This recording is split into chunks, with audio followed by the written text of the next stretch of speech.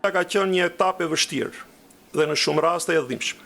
Një etapë që kërkoi vendime të rënda. Kjo etapë ishte e nevojshme. Me këto fjalë, kreu i kolegjit të posaçëm të apelimit deklaroi përmbylljen e procesit të vettingut për gjyqtarët e prokurorët që ju nënshtruan verifikimit të figurës, integritetit dhe pasurisë si pjesë e reformës në sistemin e drejtësisë. Sfida jone e përbashkët është që përjashtimi të mbetet përjashtim dhe normaliteti të jetë garancia më e mirë e besimit të qytetarëve te drejtësia.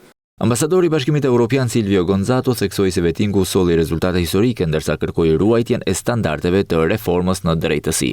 Misioni i tyre përmbyllet sot, por standardet që vendosen do të mbeten dhe do të vazhdojnë të udhëheqin sistemin e drejtësisë. Standardet e vendosura nga vettingu duhet të shndërrohen në tiparet e përhershme të sistemit shqiptar, e jo vetëm të mbeten në kujtimin një periudhe të jashtëzakonshme.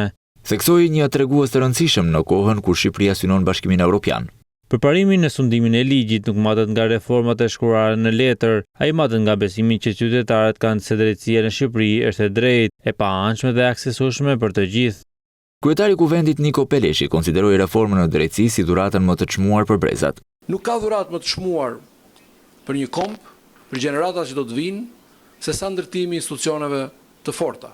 Zëvendës kryeministri Albana Koçiu në emër të qeverisë tha se pas vettingut nis prova më e rëndësishme nëse sistemi do të arrijë ta ruajë vetë standardin që procesi i rivlerësimit krijoi. Të gjithë institucionet e sistemit të drejtësisë duhet të garantojnë që integriteti, profesionalizmi dhe llogaridhënia të mos varen më nga mekanizma të përkohshëm, por të jenë mënyra e zakonshme e funksionimit të drejtësisë. Procesit të vettingut i janë nënshtruar 805 gjyqtarë dhe prokurorë, nga të cilët 363 e kaluan me sukses dhe shumica dolën nga sistemi. Pas përfundimit të mandatit të KPA, kontrolli i integritetit dhe përgjegjësisë së magjistratëve vazhdon përmes institucioneve të sistemit të drejtësisë.